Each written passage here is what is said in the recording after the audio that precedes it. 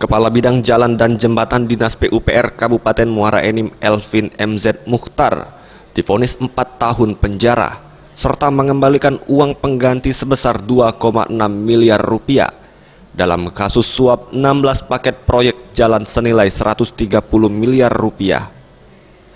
Vonis dibacakan Hakim Ketua Tipikor Erma Suharti kepada terdakwa Elvin MZ Mukhtar pada persidangan telekonferensi di Pengadilan Tipikor Kota Palembang.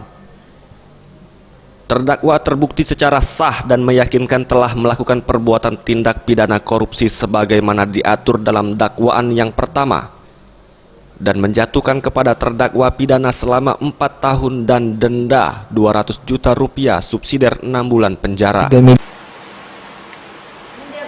pidana penjara terhadap terdakwa selama 4 tahun dan pidana denda sebesar 200 juta rupiah dengan Vonis tersebut sama dengan tuntutan JPU KPK Roy Riyadi dan Muhammad Ridwan yang menuntutnya dengan pidana 4 tahun penjara dan denda 200 juta rupiah.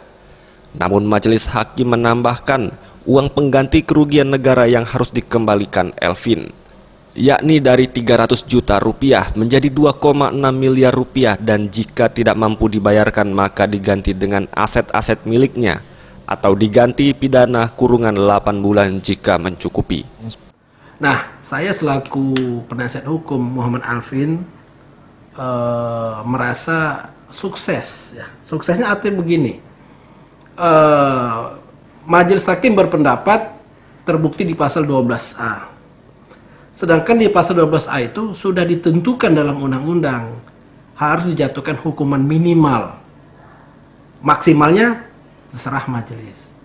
Alhamdulillah, apa yang kami dituntut oleh jaksa penuntut umum dan apa yang kami harapkan sebagai pledoi kami yang sudah, majelis hakim sependapat nilai tuntutan yang divonis kepada klien saya tetap nilai yang paling rendah 4 tahun.